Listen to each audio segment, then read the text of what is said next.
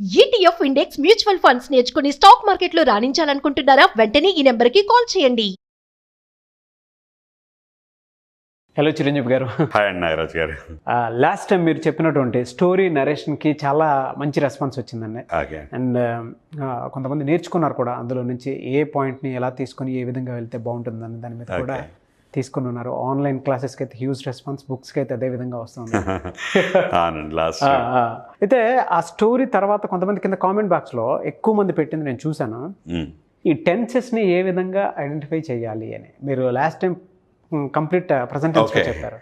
ఎలా ఏ విధంగా పర్టికులర్గా ఒక సిస్టమ్ త్రూ ఏ విధంగా ఐడెంటిఫై చేయాలి, ఏ విధంగా నేర్చుకోవాలని చెప్పేసి ఎలా sir? Okay, this is what అంటే జనరల్గా ఒక టెన్సెస్ నేర్చుకునేప్పుడు రకరకాలుగా పీపుల్ ఏం చేస్తూ ఉంటారంటే, ఫస్ట్ కొందరేమో హెల్పింగ్ వర్బ్స్ ఇలా వాడాలి, వర్బ్స్ ఇలా వాడాలి, స్ట్రక్చర్, టేబుల్స్ ఇవన్నీ ఉంటాయి, రకరకాల పద్ధతులు ఉంటాయి. అందులో అయితే ఇప్పుడు సెంటెన్స్ స్ట్రక్చర్ ఇచ్చి దీన్ని టేబుల్ ఇచ్చి ఇదంతా అంటే చేతిలో బుక్ ఉంటే చూస్తూ ప్రాక్టీస్ చేయడానికి ఉంటుంది. కానీ అలా కాకుండా జనరల్గా స్పోకెన్ ఇంగ్లీష్ నేర్చుకునే ఆస్పిరెంట్స్ ఎప్పుడు కూడా అంత ఓపిక్గా బుక్ తీసుకొని ముందు పెట్టుకొని చూసేవాళ్ళు ఉండరు. క్యాజువల్గా మాట్లాడుతూ నేర్చుకోవాలి. అప్పుడు మాట్లాడడం అనేది ఎప్పుడు జరుగుతుందో తెలియదు. అది ఎప్పుడైనా అప్పుడు ఆ కాన్షియస్నెస్ రావాలి. అవును, అది రావాలి అంటే మనకు కొన్ని విషయాలు బేసిక్గా కొన్ని టిప్స్ ఉంటాయి. అందులో భాగంగానే చాలా ఉంటాయండి. ఇవన్నీ మనం క్లాస్ రూమ్లో కోర్సులో చెప్తూ ఉంటాం. బట్ ఇవాళ ఒకటి చెప్తాను. ఓకే. అందులో బేసిక్గా ఒకటి ఏంటంటే కీవర్డ్స్ అని. యాక్చువల్గా ఇంతకుముందు ఎక్కడ ఏ పుస్తకంలో కూడా కీవర్డ్స్ అని ఇవ్వలేదు.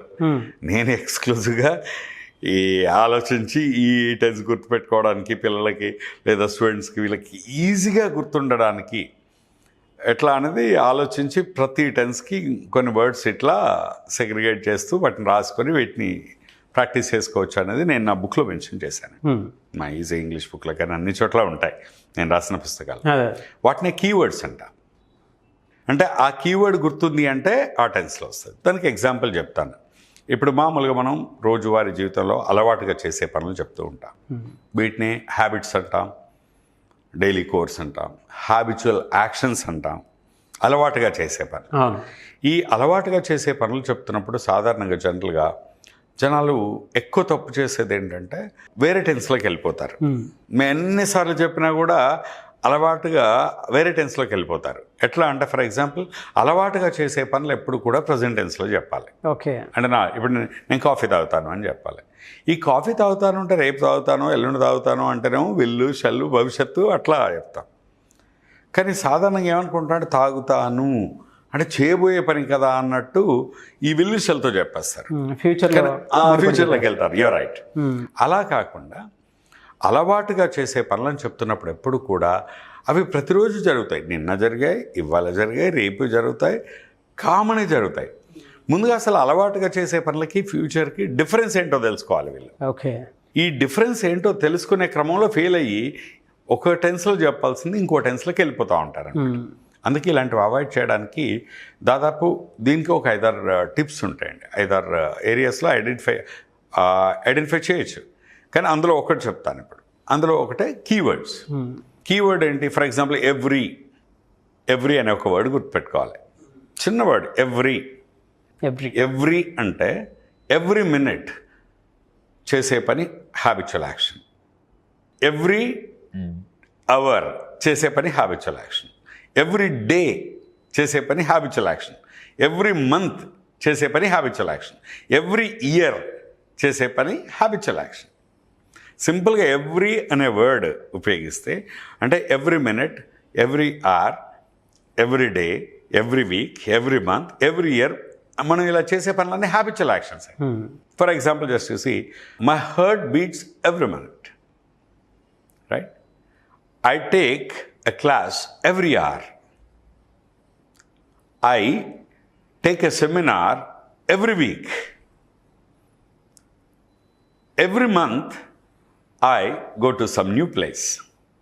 Every year, I introduce some new course.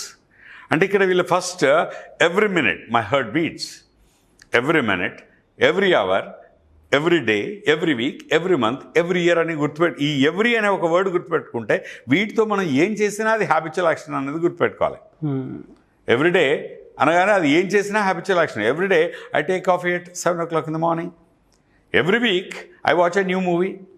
Every weekend I go outing with friends.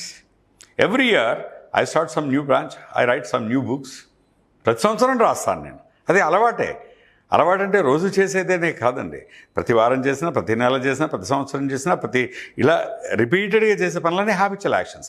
అందుకే ఎవ్రీ అనే పదం ఒకటి గుర్తుపెట్టుకుంటే హ్యాబిచువల్ యాక్షన్స్ గుర్తుంటాయి. అప్పుడు విలుషల్ వాడద్దు. అలాగే అలవాటుగా చేసే పని ఏది చెప్పినా ఈ everyday, every week, every month, ఈ వర్డ్లు ఏదో ఒకటి రావాలి అనేది మనం నేర్చుకున్నాం అనుకోండి. ఇది ఖచ్చితంగా ఏదో ఒకటి రావాలి అనేది నేర్చుకుంటే ఇంకా ఎవ్రీ అనే వర్డ్తో ఏది చెప్పినా హ్యాబిచువల్ యాక్షన్ అవుతుంది. నువ్వు హ్యాబిచువల్ యాక్షన్ చెప్పాలనుకున్నప్పుడల్లా every week, every day, every month, ఏదో ఒక పదం పెట్టడం అలవాటు చేసుకుంటే ఇంకా గ్రామటికల్గా టెన్స్ మిస్టేక్ అయ్యే ఛాన్స్ ఉండదు. ఇవే కాదు, కొన్ని సాధారణంగా ఇంకొన్ని వర్డ్స్ ఉంటాయి. ఇప్పుడు ఎవ్రీ అనేది ఒక వర్డ్ చెప్పాను ఎగ్జాంపుల్. ఇంకా కొన్ని వర్డ్స్ కూడా ఇలాగా, ఫర్ ఎగ్జాంపుల్ కీవర్డ్స్ అంటాం వాటిని. సో ఆఫ్టెన్ అంటే తరచుగా నువ్వు చేసే పనులన్నీ హ్యాబిచువల్ యాక్షన్సే. అవును. I speak in English every often when I go outside, right? I take coffee every often. So atla often an word. Generally you speak in Telugu, I speak in Telugu outside the classroom. But when I enter into the classroom, generally I speak in English. So generally, అంటే జనరల్గా చేసే పని. Regularly I teach lessons. I usually speak in English in the classroom. I usually speak in Telugu outside. Usually. Mostly అంటే ఎక్కువగా. I mostly take tea. I mostly spend my time with my friends. I mostly ఇట్లా generally, usually, regularly, often, hardly అనే పదం కూడా. I hardly speak in Hindi. I hardly speak అంటే చాలా కష్టంగా ఎప్పుడో ఒకసారి రేర్. I never అంటే ఎప్పుడు కాదు. So just you say I never teach Hindi lessons. I never. So ఈ కీవర్డ్స్ గుర్తుపెట్టుకోవాలండి.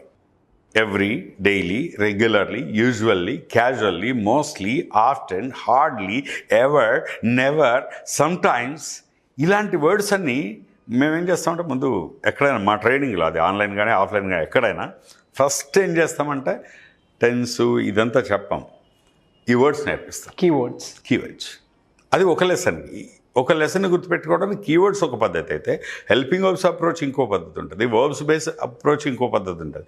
ఒక లెసన్ని గుర్తుపెట్టుకోవడానికి 5-6 పద్ధతులు ఉంటాయి. అందులో ఫస్ట్ ఇప్పుడు నేను చెప్పింది కీవర్డ్స్ అనేది ఒక పద్ధతి. మామూలు క్లాస్లోకి వచ్చిన వాళ్ళకి అన్నీ తెలుస్తాయి అనుకోండి, అది వేరు. బట్ మనకున్న టైం తక్కువ కాబట్టి just I'm telling you one, otherwise I would have told all. So ఈ కీవర్డ్స్ గుర్తుపెట్టుకుంటే ఈజీగా ఉంటుందండి. Simple. Everyday, daily, regularly, usually, casually, mostly, often, hardly, ever, never, sometimes అనే వర్డ్స్ పెట్టుకుంటే ఈ వర్డ్తో ఏ సెంటెన్స్ చెప్పినా తర్వాత వచ్చే బేస్ ఫామ్లో ఉండాలి. దీంతో విల్లు షెల్ అనే పదం అసలు ఉండకూడదు. ఇవన్నీ హ్యాబిచువల్ యాక్షన్స్. అది నిన్న కావచ్చు, ఈ రోజు కావచ్చు, రేపు కావచ్చు, ఎప్పుడైనా సరే రొటీన్గా జరిగే పనులు ఏవైనా ఈ వర్డ్స్తో వస్తాయి అనే ఒక ప్రిన్సిపల్ మైండ్లో పెట్టుకున్నా అంటే వాటిని ఇద్దరు లేపినా ఎవ్రీడే అనగానే అది హ్యాబిచువల్ యాక్షన్ కింద పడిపోతుంది.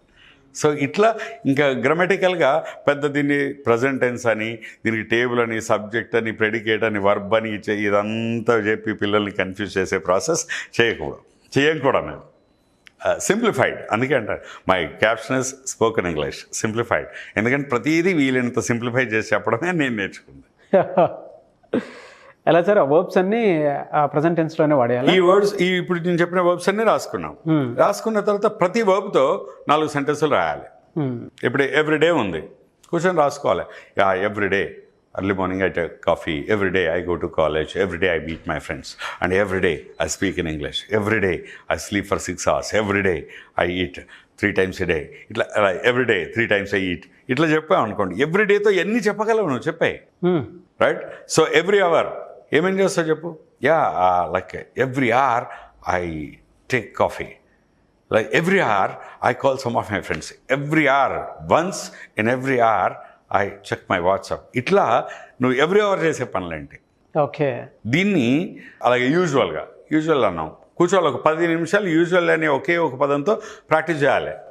ఇంగ్లీష్ నేర్చుకునే వాళ్ళు 2 ఉన్నారు అనుకోండి, యూజువల్గా నేను చేసే పనులంటే నేను 5 నిమిషాలు చెప్తావు, నువ్వు వినాలి, నువ్వు 5 నిమిషాలు చెప్పి నేను వింటా, అంతే సింపుల్ లాజిక్ అయిపోతాయి. I usually prefer non veg. I usually take little quantity. I usually speak in Telugu. And ఇట్లా యూజువల్లీ చేసే పనులన్నీ ఆలోచిస్తూ చెప్పడం 5 నిమిషాలు చెప్పు 10 నిమిషాలు చెప్పు పావుగంట చెప్పు మళ్ళీ ఆపోజిట్ పర్సన్ చెప్తాడు విను అలా వింటూ మాట్లాడుతూ ఉంటే కొంతకాలం తర్వాత యూజువల్లీ అనే వర్డ్ ఎప్పుడు వచ్చినా ఇలా రావాలనేది ఫిక్స్ అయిపోతుంది. అవును. అది ఫిక్స్ అయిందంటే ఆటోమేటిక్గా once it is registered in the subconscious mind and there is no wait will go off it. Good. So అట్లా. Thank you so much Chiranjeevi garu. Thank you అండి. సుమన్ టీవీలో మీ పర్సనల్ అండ్ బిజినెస్ ప్రమోషన్స్ కోసం కింది నెంబర్కి contact చేయండి.